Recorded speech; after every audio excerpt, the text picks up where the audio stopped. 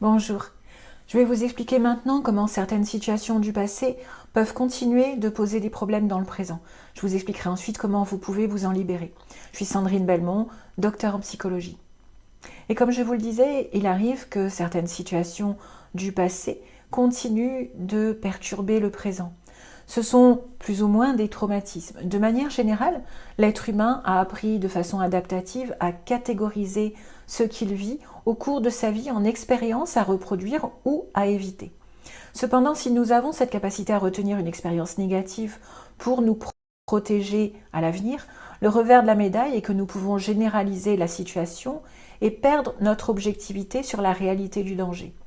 Par exemple, une personne qui a été agressée en pleine ville peut soit isoler cet événement ou au contraire développer la peur d'aller dans une grande ville en généralisant l'expérience négative. Mais qu'est-ce qu'un traumatisme et comment savoir si cela continue d'être un problème au présent? Les traumatismes représentent des expériences profondément perturbantes et déstabilisantes qui ont un impact significatif durable sur le bien-être émotionnel, mental et physique d'un individu. Ces expériences peuvent aller de situations uniques et choquantes à des événements prolongés et stressants. Un traumatisme survient lorsque la capacité d'adaptation d'une personne est dépassée, laissant des cicatrices émotionnelles qui persistent au fil du temps. Pour la plupart des gens, les traumatismes évoquent des événements comme des accidents graves, des abus, des violences, des pertes, décès, abandons, des catastrophes naturelles ou même des expériences de guerre. Cependant, nous pourrions élargir la définition du traumatisme à toute expérience passée vécue négativement et qui continue de déclencher des émotions intenses, même une fois terminée, compromettant ainsi le sentiment de sécurité et d'identité de la personne et amenant à une incapacité à réguler ses émotions. Les traumatismes sont simples ou complexes, c'est-à-dire liés à une situation unique, un accident par exemple, ou répétés, des violences conjugales par exemple. Tous les événements stressants peuvent devenir traumatiques. Par exemple, des accidents graves comme des accidents de voiture, des accidents industriels, etc. Je peux prendre l'exemple d'un monsieur qui était tombé de plusieurs étages s'empalant sur du ferraillage. Des attaques physiques ou des agressions, des violences physiques, des viols, des agressions sexuelles, etc. Les violences physiques peuvent être subies, mais aussi observées, comme dans le cas d'un enfant qui est témoin de violences conjugales entre ses parents. Les agressions sexuelles vont de l'attouchement au viol, là aussi en agression unique ou en agression répétée. Mais un traumatisme sexuel peut aussi être, par exemple, le voisin exhibitionniste qui fait régulièrement peur à l'enfant. Les catastrophes naturelles, ce sont les ouragans, les tremblements de terre, les incendies, les inondations, etc. Les expériences de guerre, témoigner de la violence ou être victime de conflits armés. La maltraitance psychologique dans l'enfance ou à l'âge adulte, c'est par exemple des dévalorisations répétées, une absence d'amour et de respect. Ça peut être effectivement un véritable traumatisme. Il est évident que toute forme de maltraitance dans l'enfance est potentiellement traumatique. La négligence par un manque persistant de soins et d'attention qui serait approprié chez l'enfant, ce peut être un traumatisme. Des maladies graves ou chroniques, donc le diagnostic de maladies graves, le traitement médical intensif, comme dans le cas de cancer par exemple. J'ai pu observer que certaines patientes ne se remettaient pas de leur cancer du sein. Il y a bien d'autres exemples. Des chirurgies traumatiques, des interventions chirurgicales majeures impliquant des complications ou non. Je me souviens d'un monsieur traumatisé par son opération de la prostate. Une autre personne avait développé une phobie du milieu médical et des médecins suite à ce qu'elle avait vécu comme une maltraitance, faute d'avoir été écoutée lors d'une intervention invasive. Bien sûr, les décès d'un être cher, surtout si c'est soudain ou violent, mais cela peut être tout aussi compliqué si la maladie et le déclin de la personne durent sur des mois, des années. Il y a l'annonce diagnostique, la diminution de la personne, les derniers moments, qui peuvent représenter de véritables traumatismes. Et puis citons bien sûr le divorce, la séparation, en particulier lorsque c'est accompagné de conflits intenses et ou de trahison. C'est encore plus vrai si la personne ne s'y attendait pas. Et puis il y a les catastrophes sociétales, guerre civile, génocide, catastrophes écologiques, épidémies à grande échelle, la discrimination systémique, des expériences de discrimination raciale, ethnique, sexuelle, etc. Tout ça peuvent vraiment être des traumatismes. La personne qui a vécu ce type de traumatisme surréagit en présence d'un stimuli rappelant de façon consciente ou automatique l'événement initial. Une personne qui a vécu des conflits violents de ses parents peut développer par exemple des réactions excessives dès qu'une personne de son entourage élève la voix ou s'énerve. Plus encore, des expériences de négligence dans l'enfance peuvent amener une estime de soi très basse et peuvent même amener à une dépression chronique. Les traumatismes peuvent déclencher une gamme étendue de réponses émotionnelles, allant de la peur et de l'anxiété à la colère et à la tristesse profonde. D'autre part, une sensibilité accrue à l'environnement, appelée hypervigilance, est fréquente dans ces cas-là. Cela peut engendrer aussi des troubles du sommeil, etc. Mais avant de savoir ce qui rend vulnérable au traumatisme et d'évoquer les solutions, il est important de faire la différence avec le syndrome de stress post-traumatique. Les causes ou les déclencheurs sont les mêmes que ceux que je viens de citer, mais les conséquences au présent seront beaucoup plus envahissantes encore lors de stress post-traumatique. Le trouble du stress post-traumatique est vraiment caractérisé par des réactions intenses, désagréables et dysfonctionnelles qui apparaissent après un événement traumatisant. La personne a été exposée à une blessure grave, une menace de mort ou une mort effective ou un viol par exemple. Et les souvenirs de l'événement s'imposent à elle de manière répétée et involontaire. Cela va entraîner des cauchemars durant le sommeil ou même de façon éveillée. Elle développe alors des comportements d'évitement en lien avec l'événement bien sûr et éviter de repasser par exemple dans le lieu de l'incident.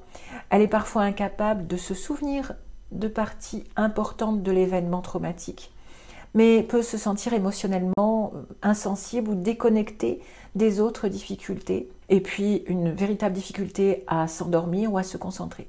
Elle peut devenir excessivement vigilante avec des sursauts, des signes d'alerte, etc. La personne peut progressivement perdre le contrôle de ses réactions, peut se trouver en proie à des accès de colère et à des comportements impulsifs. Tout ça dans le cas de stress post-traumatique. Il peut y avoir bien sûr des symptômes et dans ce cas, il est impératif de consulter un professionnel de santé. Alors, pourquoi cet événement est traumatique pour l'un et finalement ne l'est pas pour l'autre ? Eh bien, la manière dont les individus digèrent et réagissent aux événements négatifs est liée à différents facteurs psychologiques. Vous avez certainement entendu parler de résilience. La résilience, c'est la capacité à faire face, à rebondir et à s'adapter face à l'adversité. Certains individus ont une résilience naturelle qui les aide à surmonter les difficultés plus efficacement que d'autres. Cette résilience peut être influencée évidemment par de nombreux facteurs. Parmi les facteurs reconnus, il y a l'optimisme et la pensée positive. Les individus qui adoptent une perspective optimiste et qui ont la capacité de trouver du sens dans l'adversité sont souvent plus résilients. La pensée positive peut contribuer à maintenir une attitude constructive face aux défis. Avoir des croyances et des valeurs personnelles fortes peut offrir une base solide pour faire face aux difficultés. Ces convictions peuvent aider à donner un sens aux expériences difficiles et à guider les actions vers des objectifs plus significatifs. La croyance en sa propre capacité à faire face efficacement aux défis, ce qu'on appelle l'auto-efficacité, est effectivement liée aussi à la résilience. Les individus qui ont confiance en leurs compétences sont souvent mieux préparés à surmonter les obstacles. Certaines qualités de personnalité, telles que l'ouverture d'esprit, la persévérance, la tolérance à l'incertitude, sont plus associées effectivement à une plus grande résilience. Et puis il y a le niveau de soutien social dont une personne dispose, qui peut jouer un rôle crucial dans la manière dont on va percevoir les événements négatifs. Et bien sûr, se sentir soutenu et aimé permet de se sentir plus en sécurité de manière globale, d'avoir des croyances sur soi plus positives aussi, et donc de contrebalancer les effets néfastes des expériences difficiles. Et puis, il y a la façon dont on réfléchit. Il est évident que la manière dont une personne interprète et attribue un sens aux événements peut influencer sa réaction émotionnelle. Les individus qui adoptent des interprétations plus positives ou qui peuvent trouver un sens dans l'adversité auront plus de facilité à faire face aux situations difficiles. Certains de ces facteurs sont corrélés les uns aux autres parce que le niveau social, de soutien social, peut influencer les croyances sur les capacités à faire face, ou l'optimisme par exemple, et puis vice-versa. Les stratégies de gestion du stress, également appelées styles de coping, varient d'une personne à l'autre. Certains individus peuvent avoir des stratégies de gestion du stress plus adaptatives, telles que la résolution de problèmes ou l'expression émotionnelle, tandis que d'autres peuvent adopter des stratégies moins adaptatives comme l'évitement, éviter d'y penser, ou se surinvestir au travail ou ailleurs pour ne pas y penser, ou alors la minimisation. C'est pas si important, il y a des personnes qui peuvent vivre bien pire, etc. Certains aspects biologiques tels que la génétique et la chimie cérébrale aussi peuvent également jouer un rôle dans la manière dont une personne réagit émotionnellement aux événements. Du côté des prédispositions génétiques, eh bien, il y a des prédispositions d'anxiété ou de dépression qui peuvent fragiliser la personne. Du point de vue de la chimie cérébrale, eh bien, des déficits en sérotonine ou en dopamine vont être le versant biochimique de l'anxiété ou la dépression. Un excès de cortisol amène de mauvaises stratégies de coping. Enfin, les expériences antérieures, en particulier celles qui ont été traumatiques évidemment, peuvent avoir un impact significatif sur la manière dont une personne réagit aux événements négatifs. Les traumatismes non résolus peuvent rendre plus difficile la gestion des difficultés futures. Imaginons une personne qui a été trompée par son partenaire de vie et qui a vécu une rupture très douloureuse, eh bien, peut développer la peur d'être trahi et abandonné et mettre en place des stratégies pour se protéger d'une autre souffrance, comme rester célibataire, développer une phobie sociale ou se protéger de la séduction par le surpoids. Du point de vue des neurosciences, nous avons vu que les neurotransmetteurs tels que la sérotonine et la dopamine sont impliqués dans la régulation émotionnelle.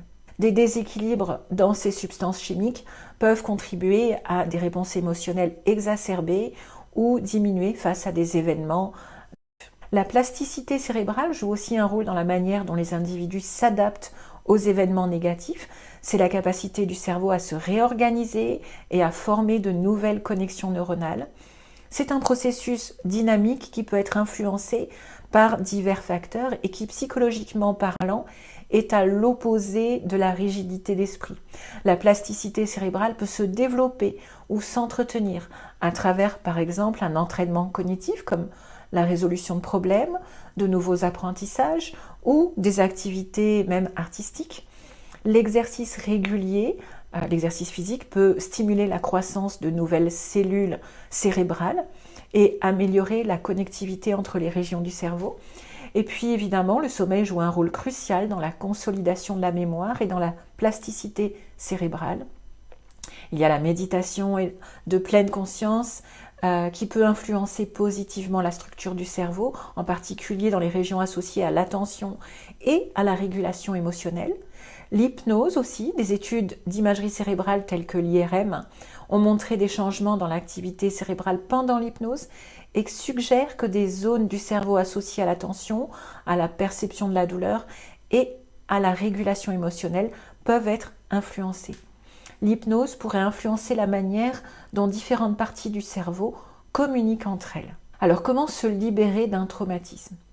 Eh bien, la technique thérapeutique reconnue comme la plus efficace à ce jour est la thérapie par les mouvements oculaires. Donc, c'est quelque chose qui est reconnu par l'INSERM, par la Haute Autorité de la Santé, et qui est même plus efficace que les traitements médicamenteux pour traiter les traumatismes et les troubles du stress post-traumatique. Donc, les rapports de l'INSERM, etc., concluent vraiment à l'efficacité de la pratique de ce qu'on appelle le MDR, ou donc plus généralement la thérapie par les mouvements oculaires, la thérapie par stimulation bilatérale. C'est une technique qui est connue sous le sigle EMDR, qui a été découvert en 1987 par le docteur Francine Shapiro. Le mécanisme central de cette technique thérapeutique est d'associer la reviviscence du traumatisme initial avec des stimulations bilatérales alternées, qui peuvent être soit visuelles, donc avec des saccades oculaires, soit auditives, ou soit somesthésiques, avec des tapotements sur les épaules, sur les cuisses, etc. Notez que le nom de EMDR est le nom de la technique initiale, donc la marque a été déposée. Les formations en EMDR ne sont accessibles qu'aux psychologues, aux psychothérapeutes et aux psychiatres. Cependant, il y a des techniques de stimulation bilatérale qui se sont multipliées sous d'autres noms. Il s'agit toujours de stimulation bilatérale. Vous retrouverez cette technique sous le nom de stimulation alternative bilatérale ou hypnotique, sous le nom de rythmo, retraitement de l'information traumatique par les mouvements oculaires. Bref, il y a beaucoup d'autres noms. Et pourquoi parle-t-on de stimulation alternative hypnotique? Eh bien, parce qu'il est tout à fait possible et intéressant d'allier ces deux techniques en utilisant les stimulations bilatérales au cours d'une séance d'hypnose, par exemple. D'autre part, certaines personnes vont spontanément dans une hypnose légère en se plongeant dans le souvenir traumatique lors d'une séance de MDR ou de stimulation bilatérale. Alors, est-ce que tout le monde peut bénéficier de cette technique thérapeutique?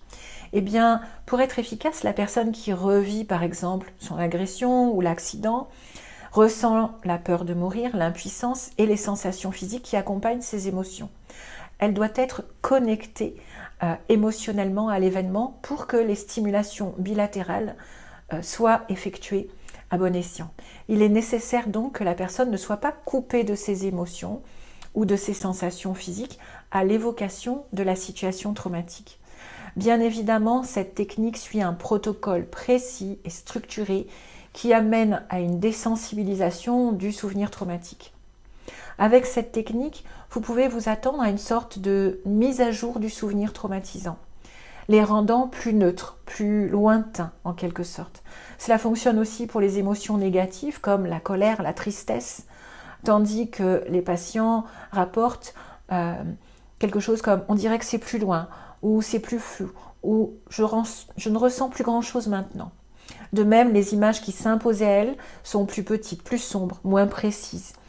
Aller chercher le souvenir demande alors un effort, alors qu'avant, ça s'imposait à eux véritablement.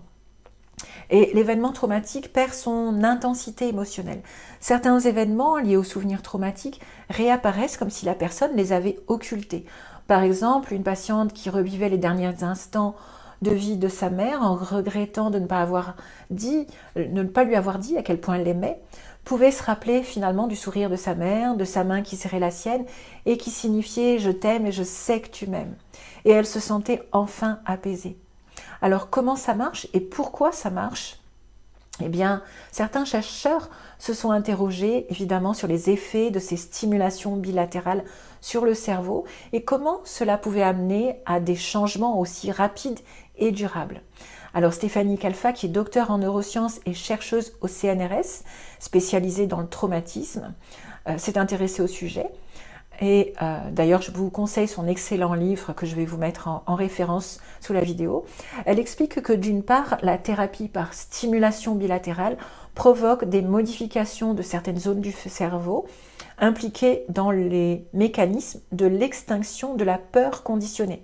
Par exemple, un enfant qui entend souvent ses parents se disputer violemment aura un réflexe de peur conditionnée dès qu'il entend quelqu'un hausser la voix ou s'énerver. Les études lui ont permis de conclure que les stimulations bilatérales pouvaient modifier la connectivité et le fonctionnement des structures cérébrales impliquées dans des fonctions en lien avec cette mémoire traumatique. Et donc avec finalement la conscience de soi et l'intégration multisensorielle. Pour simplifier, les stimulations bilatérales permettent aux structures cérébrales de communiquer entre elles, ce qui traite nos émotions et notre mémoire émotionnelle. Le résultat, c'est une transformation du souvenir traumatique en un souvenir exempt de charge émotionnelle. Ces stimulations bilatérales excitent les neurones qui se retrouvent synchronisés entre eux, ce qui amène à une désensibilisation émotionnelle. Bien évidemment, cette technique thérapeutique ne se résume pas à des stimulations bilatérales, elle est accompagnée d'une approche d'exposition dans l'environnement sécurisant de la psychothérapie et de techniques de restructuration cognitive sur les interprétations et sur les croyances du sujet. Donc pour conclure, sachez que cette thérapie est efficace mais aussi rapide. Le changement neuronal se fait en quelques séries de stimulations. Si le traumatisme concerne des situations répétées, ce sera un peu plus long que pour une situation traumatique unique. mais globalement, elle est reconnue comme étant très brève. Et selon mon expérience, un traumatisme unique se traite en 1 ou 2 séances, maximum 3 séances. Et il n'y a pas de retour en arrière, car les bénéfices de la thérapie sont vraiment définitifs. L'efficacité de la thérapie n'est pas en relation avec la durée ou l'intensité du traumatisme. Le changement se produit avec différentes modalités sensorielles qui produisent toute une même excitation neuronale pour le cerveau. Voilà, donc j'espère que ces explications vous donnent un petit peu espoir pour vous libérer des choses du passé qui sont un petit peu problématiques pour vous. Et surtout, n'hésitez pas à me poser des questions, à vous informer, à vous renseigner. Voilà, à très bientôt.